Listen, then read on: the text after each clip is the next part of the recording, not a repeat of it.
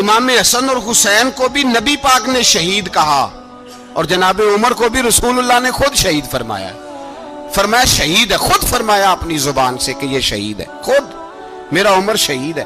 تو ان کے نام کی دیگ نہیں پکنی چاہیے، اس طرف نہیں ہماری توجہ ہونی چاہیے. اور اہل بیت نبو، یہ بات میں پہلے بھی کرتا ہوں، آج پھر کرنا ضروری سمجھتا ہوں. اہل بیت کا پیار سن لو کان کھول کے، اہل بیت کا پیار اگر ہمیں کسی نے سکھایا ہے تو سیدنا عمر فاروق نے سکھایا ہے. اہل بیت نبوت کی محبت اگر کسی نے سکھائی ہے تو کس نے سکھائی ہے؟ بول کے بتائیے. حضرت عمر نے. اہل بیت کا پیار ہمیں حضرت عمر نے بول کر کے سکھایا ہے. بھائی یاد رکھیں، کسی کی طاقت نہیں تھی دم مارنے کی حضرت عمر کے سامنے، طاقت ہی نہیں تھی. کیسر و کسرا کانپ جاتے تھے، جرأت ہی نہیں کرتے تھے حضرت. اور ہمارے تو تعلقات بڑے ہیں نا غیروں سے. حضرت ابو موسیٰ اشعری رضی اللہ تعالیٰ عنہ فرماتے ہیں میرا منشی سائی تھا، وہ کاتب کہتے تھے وہ لوگ، میرا حساب کتاب عیسائی تھا. تو فرماتے ہیں ایک دن میں نے وہ سارا حساب کتاب لین دین کے حضرت عمر کو دکھائے تو فرمانے لگے جس نے لکھے ہیں اس کو بلاؤ. کہنے لگے حضور مسجد نہیں آ سکتا. کیوں نہیں آ سکتا؟ کہنے لگے وہ عیسائی ہے. کہتے ہیں حضرت عمر جلال میں آ گئے. آپ فرمانے لگے جنہیں رب دور کرتا ہے تم کیوں قریب کرتے ہو؟ جنہیں اللہ دور کرتا ہے. فرمایا تم غیروں کو اگر عہدے دو گے تو اپنوں کا کیا بنے گا؟ اگر تم غیروں کو عہدے دو گے تو اپنوں کا. یہ سوچ ہے جو آج برما کے مسلمانوں کے لیے بھی ضروری ہے. کہا اگر تم غیروں کو عہدے دو گے تو اپنوں کا. ہم نے غیروں کو عہدے دیے تو دیکھا نا اپنے کس طرح کاٹے جا رہے ہیں. غیروں کو جو عہدے دے دیے یارانے سارے غیروں سے. روز دعویٰ ہوتا ہے چین ہمارا سجن ہے، چین ہمارا دوست ہے. او بھائی دوست ہے تو اس سے کہو نا کہ برما تو تمہاری ایک چھوٹی سی ریاست ہے، چین کے بغیر تو وہ سانس بھی نہیں لے سکتا. اس کو کہو نا اس حکومت پہ دباؤ ڈالے. لیکن ہم لوگوں نے غیروں کو عہدے دیے تو اپنے پس گئے. حضرت عمر کہتے تھے ذمی کا ہم ادب کریں گے، ذمی کافر کا ہم، ایسا کافر جو مسلمان ریاست کو قبول کرے، بدامنی نہ پھیلائے. ایک آدمی کو آپ نے دیکھا آنکھوں سے نابینا ہے اور بھیک مانگ رہا ہے. تو حضرت عمر کو نظر آ گیا. فرمایا کون ہو؟ اس نے کہا میں یہودی ہوں. فرمایا بھیک کیوں مانگتے ہو؟ کہا جب تک تندرست تھا مسلمانوں کو جزیہ دیتا تھا، بوڑھا ہو گیا ہوں کیا کروں؟ حضرت عمر نے گھوڑے کی پشت پہ بٹھایا کافر کو، گھوڑے کی پشت پہ بٹھایا اور بٹھا کے مدینے لائے. حضرت علی شیر خدا وزیر خزانہ تھے. فرمایا علی اس کا وظیفہ جاری کرو. کہا یہ کون ہے؟ فرمایا یہ یہودی ہے لیکن یہ ہمیں جزیہ دیتا رہا، بوڑھا ہو گیا بیچارہ، بھیک مانگنے پہ مجبور ہے، ہماری حکومت کے اندر رہتا ہے، اس کا پورا وظیفہ جتنا خرچہ اتنا وظیفہ لگاؤ. حضرت علی کہتے ہیں میں وظیفہ لگا رہا تھا اور وہ میرے نبی کا کلمہ پڑھ رہا تھا، وہ رسول اللہ کا کلمہ پڑھ رہا تھا. یہ مزاج، یہ نہیں کہ کافر. حضرت عمر نے گورنروں کو خط لکھے تھے کہ زبردستی کسی کو مسلمان نہیں کرنا، جہاں ان کی عبادت گاہیں بنی ہو گرانی نہیں، کوئی مندر کوئی گرجا ضائع نہیں کرنا. اسلام سب کو جینے کا موقع دیتا ہے، پر بے ایمانو ظالموں بدذاتوں تمہیں یہ کہتا ہے کہ ہم تمہیں جینے کا موقع دیتے، تم بھی مسلمانوں کو جینے کا موقع دو. یہ جہاں بستے ہیں جہاں رہتے ہیں انہیں وہاں جینے کا موقع دو، انہیں بھی اللہ اکبر کہنے کا موقع دو، انہیں بھی قرآن پڑھنے کا موقع دو، انہیں بھی رسول اللہ پر درود پڑھنے کا موقع دو. ہمارے ملک میں عیسائی اپنی مرضی سے کھلے عام تبلیغ کرتے ہیں. یہاں تو چینل چلائے ہیں عیسائیوں نے. کسی مذہبی جماعت نے کبھی جلوس نکالا ہے کہ عیسائیوں کا چینل بند کرو؟ بولے نکلا ہے کہ نہیں نکلا؟ کتنے ظلم کی بات ہے. ہم جب غیر کو اتنا تحفظ دیتے ہیں، ہم نے دیکھا ہے، مجھے 20 لوگوں نے عید پہ ٹیلی فون کیے کہ عیسائیوں کو قربانی کا گوشت دے لیں، مجبور ہیں جی، دروازے پہ آ گئے ہیں، ہمارے کام کاج کرتے ہیں. 20 لوگ، عام آدمی کے دل میں ان کا اتنا جذبہ ہے، وہ مسائل کا بیان کرنا ایک علیحدہ بات، لیکن ہمارے دل کافر کے حق میں بھی نرم ہو جاتے ہیں. تم کس قدر زیادہ بے ایمان ہو اور کفر کس قدر زیادہ ذلیل ہو گیا ہے کہ مسلمان کے حق میں نرم ہوتا ہی نہیں. اور اس سے بڑے ذلیل وہ ہیں جو ان ذلیلوں کے سپورٹر ہیں. وہ کسی عرب ملک کے حکمران ہو یا کسی اور جگہ کے، وہ بڑے ذلیل ہیں جو ان ذلیلوں کے سپورٹر ہیں، جو برما کی بچیوں کے قتل پر اپنی حکومتیں چمکا رہے ہیں. انہیں شرم نہیں آتی.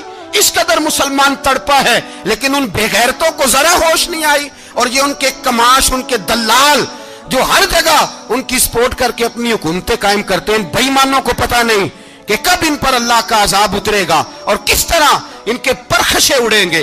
तुम्हें अपनी जिल्लत और रुसवाई नजर नहीं आ रही कि जमीन किस तरह तुम्हारे लिए तंग हो गई है? इससे ज्यादा और तुम्हारी रुसवाई क्या होगी?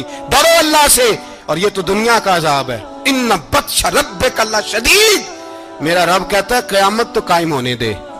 इतना सख्त तेरे रब की पकड़ है, इतनी किसी दूसरे की हो सकती? याद रखें और थोड़ा एहतियात करें हम सब लोग भी, जो हम लोग आधी जुबान बोल के भी इनकी सपोर्ट करते। अब शर्म आनी चाहिए हमें इन हुकूमतों की सपोर्ट करते जो मुसलमानों की लाशों के ऊपर हुकूमतें कायम करते हैं। शर्म आनी चाहिए। बहरहाल बात दूर निकल जाएगी और मैं अपने मजमून पे रहता हूं। अहले बैत का प्यार अगर सिखाया है तो जनाब उमर ने सिखाया है रदी अल्लाह ताला अन्हो।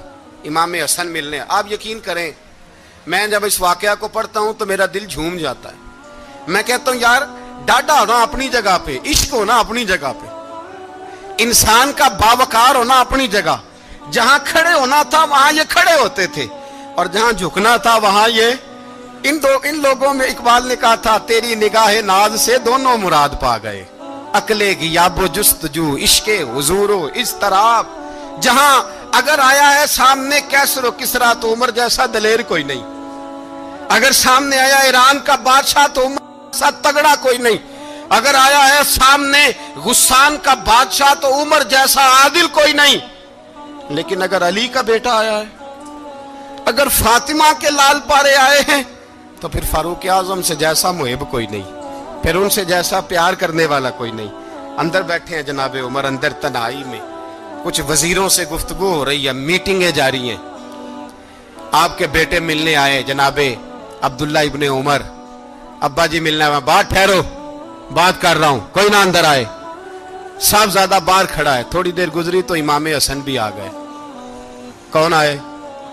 आपको अजब मिलेगा इमाम साहब का नाम लेने से, वो सरदार हैं जन्नतियों। कौन आए? सारे बोलिए।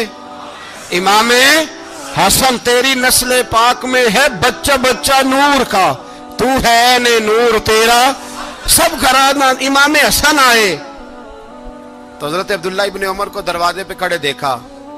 कहा अमीरुल मोमिनीन कहाँ हैं? कहने लगे हजरत उमर के बेटे। कहने लगे वो अंदर बैठे, कुछ मीटिंग हो रही है और उन्होंने कहा कोई अंदर ना आए, लेकिन आप जाना चाहें तो चले जाएं।